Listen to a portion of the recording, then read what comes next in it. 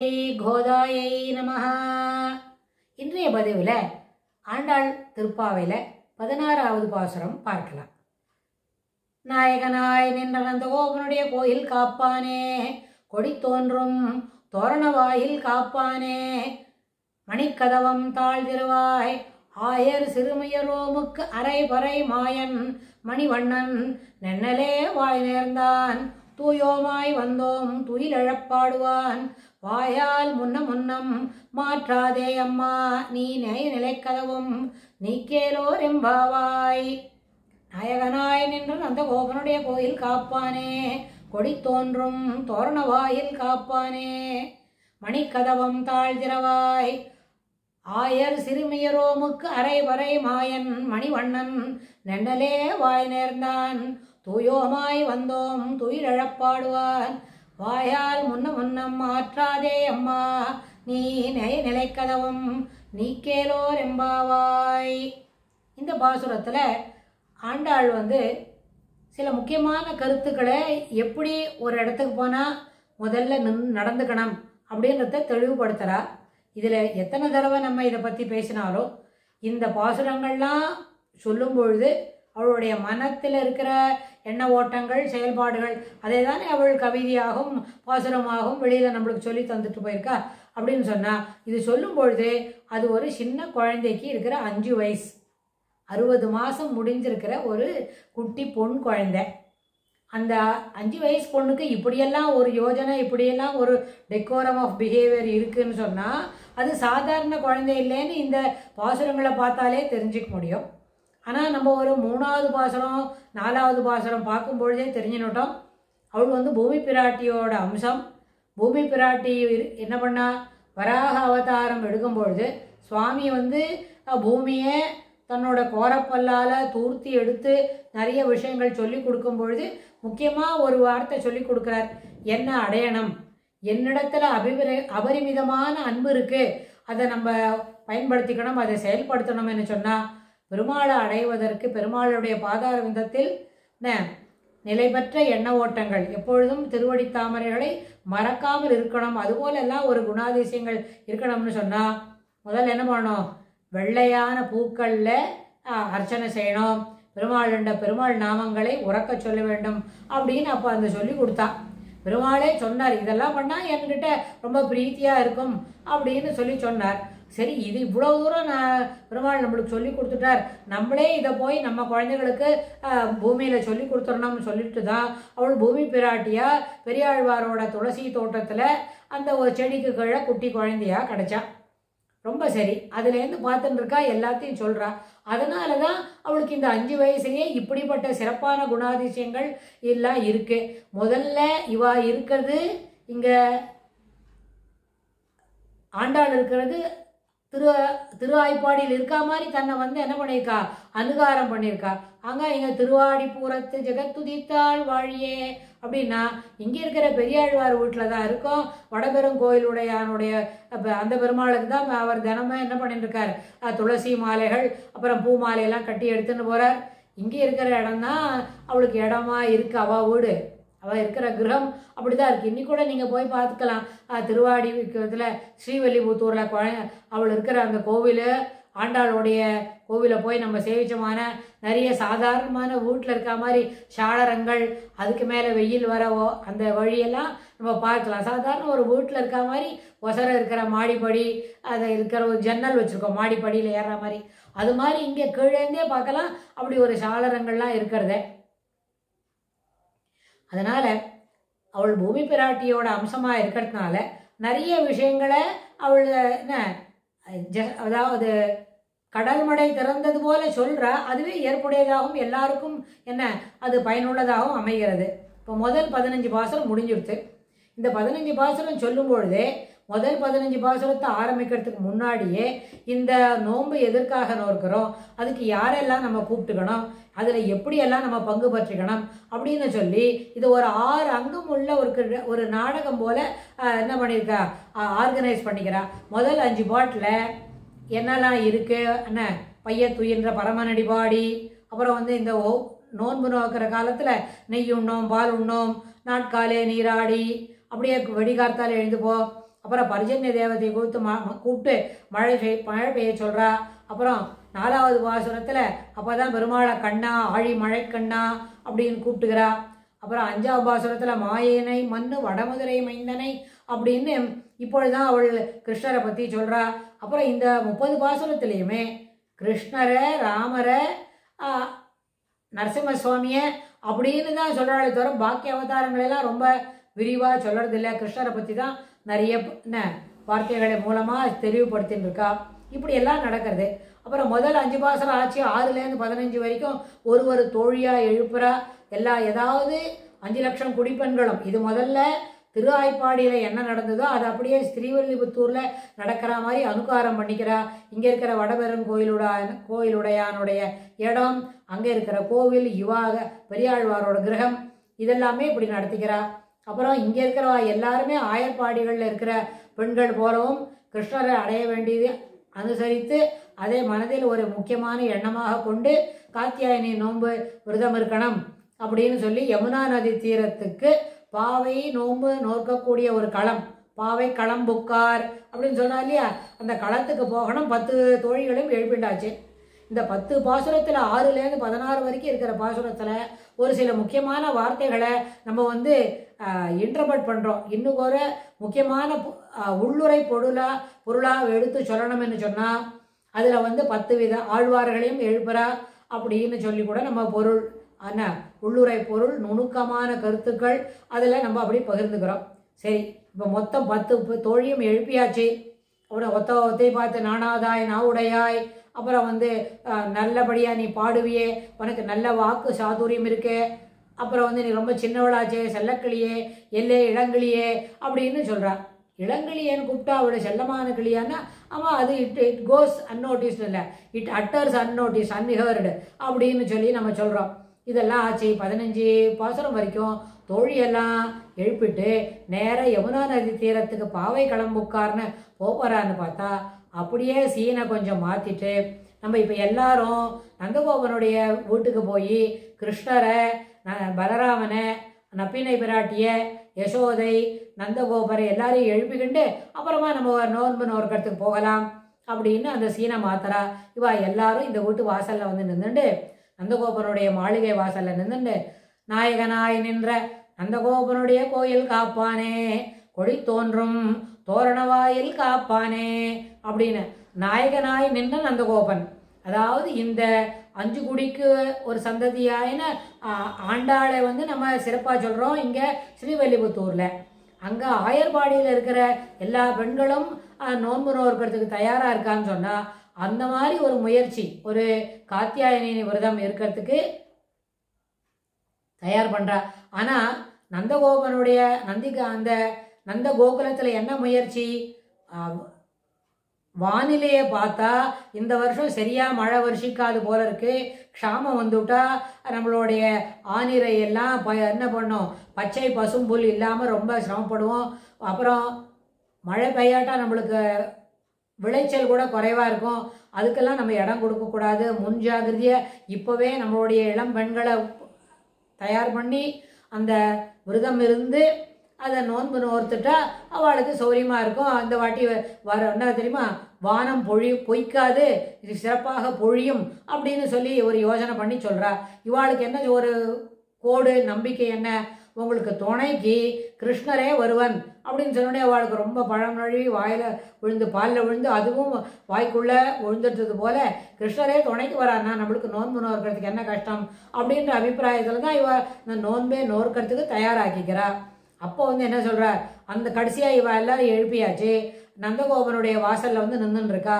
நாயகனாய் நின்ற நந்தகோபனுடைய கோயில் காப்பானே, அந்த வாசல்ல இருக்கிற கோயில் காப்பான்கிட்ட, அவ வீட்டு வாசல்ல இருக்கானே அந்த துவாரபாலகர்கள் மாதிரி அவர் நந்தகோபனுடைய வாசல்ல நின்றுன்னு இருக்காரு. அந்த பாலகர்கள்கிட்ட மணிக்கதவம் தாழ் திறவாய் அப்படின்னு. ஆனா கோயில் காப்பானே, கொடி தோன்றும் தோரணவாயில் காப்பானே, இந்த தோரண வாயில்ன்றது இன்னொரு வாயில்னு நம்ம எடுத்துக்கணும்னு அவசியம் இல்லை. அந்த நந்தகோபனுடைய வீட்டு வாசல்லையே டெக்கரேட்டிவா சில பூக்கள், அப்புறம் மாவிலை தோரணம், அப்புறம் மஞ்சள், பசு மஞ்சள் தோரணம், பாக்கு தோரணம் அப்படியெல்லாம் கட்டியிருந்தா அந்த வீடு எப்படி செழிப்பா இருக்குன்னு புரிஞ்சுப்போம் இல்லையா? ஒரு கல்யாண மண்டபத்துக்கு போறோம், ஒரு வாசல்ல மாவிலை தோரணம் கட்டியிருக்கோம். அந்த மாவிலை தோரணத்தோட எக்ஸ்டென்ஷனா இன்னொரு இடத்துலையும் இந்த பாக்குப்பட்டை, பாக்கோட அந்த குட்டி குட்டியா பூத்து இருக்கும், அதெல்லாமும் கட்டி வச்சிருக்கோம். அப்புறம் நிறைய பல பூக்கள்லாம் கட்டியிருக்கோம். தோரணத்துல சில பளபளப்புன்னு இருக்கிற சில சாமான்லாம் கூட கட்டி வச்சிருக்கோம். அது ஒரு அழகை குறிக்கிறது. இப்போ இந்த நந்தகோபருடைய வீட்டு வாசலுக்குன்னு இருக்கிற ஒரு வாயில் காப்பானும் அந்த அந்த வாயிலே தோரண வாயிலாகவும் அமைந்திருக்கிறது. அதனால 2 வாயில் காப்பான் இருக்கான்னு எடுத்துக்கணும்னு அவசியம் இல்லை. ஒரே வாயில் காப்பான் தான். சாதாரண வாயில் காப்பானுக்கு தோரணங்களும் கட்டி சிறப்பு செய்திருக்கிறது. ஏன்னா நந்தகோபன் அந்த ஊருக்கே, அந்த கிராமத்துக்கு அவர் சீஃப்டெயின். அதனால அந்த வீட்டு வாசல் சிறப்பாக காண்பித்து இருக்கணும், அது சிறப்பாக காண்பித்து கொண்டிருக்க வேண்டும் என்பதற்காக தோரண வாயிலும் அங்கே இருக்கிறது. தோரண வாயில்ல நின்று இருக்கிறவனும் வீட்டு வாசல் காப்பானும் ஒருத்தர் தான், ஒரே மாதிரி காப்பான். ஒருவேளை 2 பக்கத்துல 2 பேர் நின்றுட்டு இருக்கலாம், அப்படி ஒரு ப்ரிசம்ஷன் எடுத்துக்கலாமே தவிர இது வேற ஒரு வாசல், அந்த வாசலுக்கு ஆண்டாள் போனான்னு நம்ம எடுத்துக்க வேண்டாம். வீட்டு வாசல்ல நின்னா வாசல்ல பெரிய கேட் கீப்பர் வாயில் காப்பான் நிற்கிறான். அந்த வாயில் காப்பானுக்கு அந்த வாயிலே தோரணங்கள்லாம் கட்டி இருக்கிற சிறப்பான ஒரு வாயிலாகவும் அமைகிறது. அதுதான் பொருள் அப்படின்னு. அப்போ அவரை பார்த்து கூப்பிட்றா, எனக்கு மணிக்கதவம் தாழ் திறவாய். எதுக்குமா, எதுக்கு இந்த கதவை திறக்க சொல்ற இப்போ அப்படின்னு. நாங்கள் இங்கே தான் கோகுலத்தில் இருக்கிறோம், எங்களுக்கு நாங்கள் ஒரு 5 லட்சம் பேர் இங்கே வந்திருக்கோம், பெருமாளை சேவிக்கணும்னு வந்திருக்கோம், பெருமாளையும் துயிலெழப்படுத்தணும், நாங்களாம் ஒருத்தராக எழுந்து இவ்வளோ தூரம் வந்திருக்கோம். அப்புறம் பெருமாளை எழுப்பணும், பெருமாளோட கூட நப்பினை பிராட்டி, நந்தகோபர், யசோதை எல்லாமே எழுப்புறதுக்கு நாங்கள் வந்திருக்கோம். அதனால எங்களுக்கு கதவு திறந்து விட்டியான நாங்கள் உள்ளே போய் அவளெல்லாம் எழுப்புவோம் அப்படின்னு சொல்கிறா. துயிலெழப்பாடுவான் அப்படின்னு. இது என்னம்மா திடீர்னு இங்கே இத்தனை பேர் கதவு திறக்க சொல்கிறாங்க, இவ்வளோ இருட்டிலே வந்துட்டாங்களே, நீங்கள் என்ன பாதி தூக்கத்தில் வந்தாங்களா அப்படின்னு மனசில் வச்சுட்டு எதுக்கு இவ்வளோ தூரம் வந்திருக்காங்க? இங்கே ரொம்ப நந்தகோகுலத்தோட இருக்கல நிறைய பசங்க என்ன பண்ணுறது, சின்ன சின்ன பசங்களா ஊரில் தெரிஞ்சுப்பட்டவன் பெரியவன் சொல்லிட்டு வரான், ஒரு ராட்சசனா ஒருத்தவரா, பால் கொடுக்கறதுக்குன்னு ஒருத்தி வரா, அப்புறம் ஒரு கொக்கு எடுத்துன்னு வரேன்னு ஒருத்தவரா, வண்டி ஓட்டின்னு வரேன்னு ஒருத்தவரா, சகடாசுரன்னு வரா. அதனால் நீங்கள் இப்போ எங்களுக்கு ரொம்ப சந்தேகமாக இருக்குது, பொழுது விடிஞ்சிட்டு அப்புறமா பகல் நேரத்தில் வாங்கோ அப்படின்னு சொல்லணும்னு அவன் மனசில் நினச்சிக்கிறான். அது உடனே நம்ம ஆண்டாளுக்கு தெரிஞ்சு விடுறது. கோதை பிராட்டி என்ன சொல்கிறான்னா, ஆயர் சிறுமியரோ முக்கு, நாங்கள் ஒன்றும் பெரிய ஆளெல்லாம் இல்லைப்பா, சின்ன பசங்க பார், எல்லாருமே 5 வயசு இருக்கிற பசங்க தான் வந்திருக்கோம். அரை வரை மாயன் மணிவண்ணன் நென்னலே வாய் நேர்ந்தான். நென்னலேன்னா ஒரு கொஞ்ச நாளைக்கு முன்னே அவனை வழியில் பார்த்தோம், அப்போ நீ எங்கள் வீட்டுக்கு வாயேன், எங்களோட பேசுறதுக்கு வாயேன், என்னை எழுப்பேன், கார்த்தால வாயேன், கார்த்தால சாவகாசமாக பேசிட்டு இருக்கலாமே அப்படின்ற மாதிரி வர சொன்னார். நென்னலே வாய் நேர்ந்தான். இன்னும் 2-3 நாளைக்கு முன்னாடி பேசும்பொழுதே எங்கள்கிட்ட இது மாதிரி சொன்னால், அதனால தான் நீ கார்த்தால வந்திருக்கோம், அது எங்கள் பெருமாளை எழுப்பணும், அதனால் முதல்ல கதவு திறந்து விடு, அப்போ தான் நாங்கள் எழுப்புறதுக்கு முடியும் அப்படின்னு சொல்கிறான். ஆயர் சிறுமியரோமுக்கு அரை வரை. வரை என்று சொன்னால் மறுபடியும் இங்கே சொல்கிறோம், கைங்கரியங்களை கேட்டு வாங்கிக்கணும்னு சொல்லிதான். அரை வரை மாயன் மணிவண்ணன்.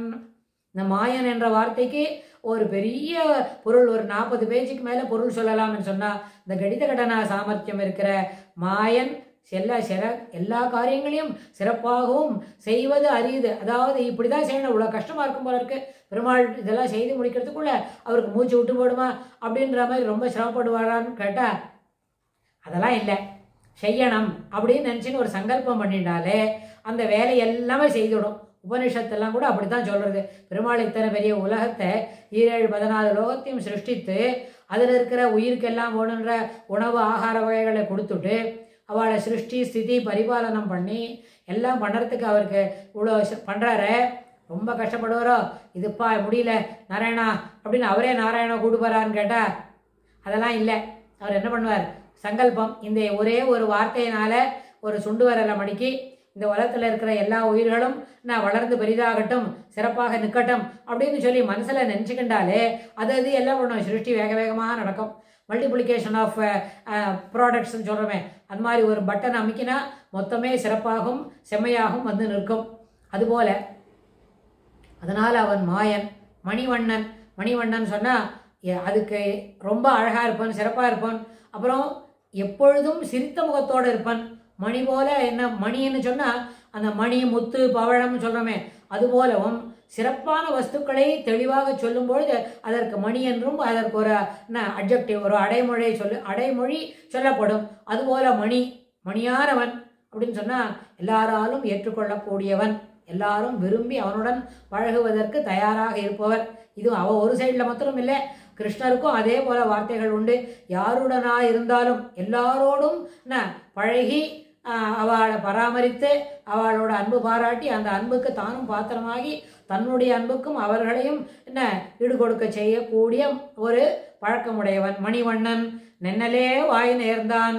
2-3 நாளைக்கு முன்ன பார்க்கும்பொழுதே அவனே சொல்லிட்டான்ப்பா, வந்து என்னை எழுப்பி என்னோட பேசிக்கோ, உனக்கு என்ன வேணுமோ அதெல்லாம் வந்து கேட்டு வாங்கிக்கோன்னு சொல்லியிருக்கான் அப்படின்னு சொன்னான். அப்புறம் என்ன இப்படி வந்திருக்காங்க, கார்த்தாலேருந்து இதெல்லாம் பண்ணுறாங்களே, என்னலே வாய் நேர்ந்தான்னு சொல்லிட்டோங்க. அவன் சொன்னா இப்போ யாரோ என்னை தேண்டு வருவாப்பா, வந்தால் கது திறந்து விடுன்னு என்கிட்ட சொல்லவே இல்லையாப்பா. நந்தகோபுரம் சொல்லலை, சுவாமியும் சொல்லலை, கூட வீட்டில் இன்னும் யாரெல்லாம் இருக்காளோ அவளும் எனக்கு ஒரு வார்த்தை கூட சொல்லிட்டே இல்லையே, எப்படி நான் திடீர்னு கதவுக்கு இருப்பேன், என்ன பேசுறாங்க, இருந்தால் இத்தனை பசங்க வந்துருத்தேன் காத்தாலேருந்து அப்படின்னு அந்த வாயில் காப்பான்னு யோசிச்சுட்டு இருக்கா போல. நன்னலே வாய் நேர்ந்தான். அப்பா நீ தப்பா நினைக்காத, நாங்கள் எதுக்கோ வந்திருக்கோம்னு நினைக்காத, நாங்கள் எதுக்கோ வரல, தூயோமாய் வந்தோம் துயிலெழப்பாடுவாம். நாங்கள் வந்து தூய்மையான உள்ளத்தோடும் தூய்மையான மனத்தோடும் தூய்மையான நோக்கத்தோடும் வந்திருக்கிறோம். அவர் பெருமாளை துயிலெழப்பாடுவார். அவருக்கு பள்ளி எழுச்சி பாடி, திருப்பள்ளி பாடி, திருப்பள்ளி எழுச்சி பாடி அவரை வந்து என்ன பண்ணணும், எழுப்பி விட்டு எங்களுக்கு ஓணுன்றதெல்லாம் கேட்டு வாங்கிக்கணும், கைங்கரியம் தர வேண்டும் அப்படின்றத கேட்கறதுக்கு தான் வந்திருக்கமே தவிர நீ யோஜனை பண்ணுற மாதிரி எதுவுமே இல்லை, உன்னுடைய எண்ண ஓட்டங்களுக்கு இது அப்பாற்பட்டது அப்படின்னு ஆண்டாள் சொல்கிறார். துயிலழ பாடுவோம். அப்புறம் என்னப்பா, வாயால் முன்னம் ஆற்றாதே அம்மா. நீயே முன்னாடி முதல்லயே சொல்லிட்டோம், முன்னம்னு சொன்னால் மீண்டும் மீண்டும் இல்லை, முதல்ல அப்போவே அப்படியே சொல்லிட்டோமே, அப்போவே சொல்லிட்டாரு. ஒரு நன்னலே வாய் நேர்ந்தான்னு சொல்லிட்டோங்க. முன்னம் ஆற்றாதே அம்மா, நீ அப்படியே சொல்லிட்டே இருக்காத அம்மா தாயே, நீ என்ன சொல்கிற அப்படின்னு கேட்குறா.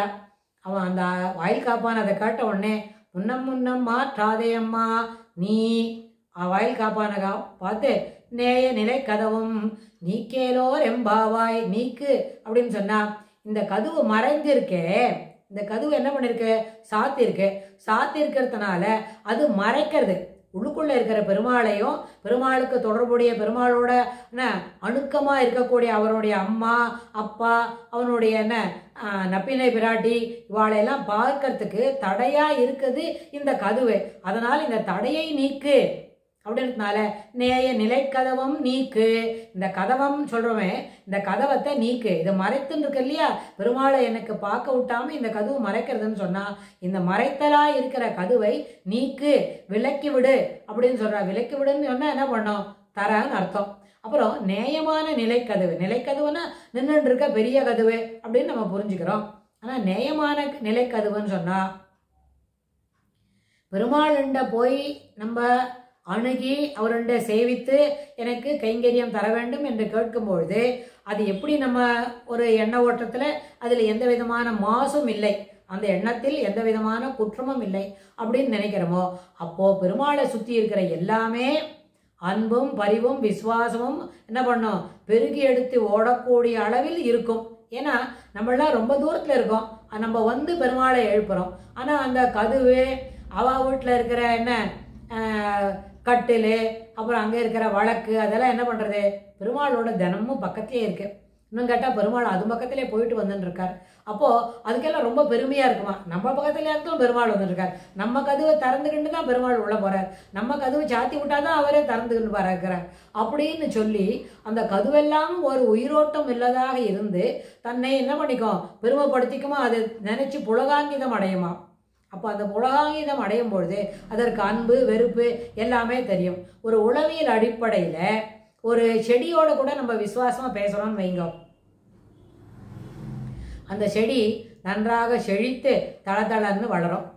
ஒரு செடியோடு கூட எந்த விதமான அன்பான பரிவான வார்த்தைகளே சொல்லலை, வெறுமனே ஜலம் கொட்டிட்டு போயிட்டே இருக்கான் அப்படின்னா அது உபாயமாக தான் வளரும். ஆனால் அதே மாதிரி ஒரு செடியண்ட ஒரு இஷ்டமே இல்லாமல் என்னதான் இது ஒரு வேலை அப்படின்னு சொல்லி மனதில் கசப்பான எண்ணங்களை வளர்த்து கொண்டு அதுக்கு ஜலம் குத்துறான்னு வைங்களேன், கூடிய விரைவில் அந்த செடி என்ன பண்ணும், தளர்த்து வளராதது போக அது சில நேரத்தில் பட்டு போகிறதுக்கு கூட வாய்ப்புண்டு. இது என்னத்தை காட்டுறது இந்த 3 நிகழ்வும் அப்படின்னு கேட்டால், நம்முடைய எண்ண ஓட்டங்களும் நாம் பழகும் பொருட்களும் ஒன்றுக்கொன்று தொடர்புடையது, அதற்கு ஒரு ஸ்ட்ராங் கனெக்ஷன் இருக்குது அப்படின்னு சொன்னால், அதனால் அது ஸ்ட்ராங் கனெக்ஷன் இருக்குது. இது நான் ஆராய்ச்சி மூலமாக என்ன தெளிவுபடுத்திக்கலாம், ஆராய்ச்சி மூலமாக உறுதிப்படுத்திக்க முடியும். அந்த அடிப்படையில் பெருமாளோட கூட இருக்கார். பெருமாளோட அவாத்தில் இந்த பக்கமும் செடியோடவும் அப்புறம் விளக்கோடவும் கதவு பக்கத்துலேயும் அந்த ஸ்க்ரீன் போட்டிருக்குமே, அந்த தோரண வாயில், அது வழியாமல் அவர் போயிட்டு வராருன்னு சொன்னால் அந்த வாயிலெல்லாம் கூட புத்துணர்வோடவும் உயிரோட்டமுடையதாகவும் இருக்கும். அதனால தான் நேய நிலைக்கதவும் நீக்கு, இந்த உயிரோட்டம் இருக்கிற சிறப்பான கதவை எனக்கு கொஞ்சம் திறந்து விடு, இதை நீக்கி விடு, நான் உள்ளே போய் பெருமாளை எழுப்பி பெருமாளோட என்ன பண்ணிக்கிறேன், எனக்கு ஓணுன்றதெல்லாம் கேட்டு வாங்கிக்கிறேன் அப்படின்னு அந்த வாயில் காப்பான்கிட்ட கேட்குறா. அவள் வாயில் காப்பான் கதவு திறந்து விடுறேன்னு ஒப்புத்துக்கிறாரு. கதவு திறந்து விட்டாரா, திறந்து விட்ட உடனே உள்ளே போய் ஆண்டாள் என்னெல்லாம் செய்து கேட்டுண்டா அப்படின்றத இந்த பாசுரத்தில் அடுத்த பகுதியில் பார்க்கலாம். அப்புறம் இந்த பாசுரத்துக்கே உள்ளுரை பொருள் மிகவும் சிறப்பானதெல்லாம் கிடைக்கக்கூடியதாக இருக்கிறது. அதையும் அடுத்த பதிவில் பார்க்கலாம். ஆண்டாள் திருவடிகளே சரணம்.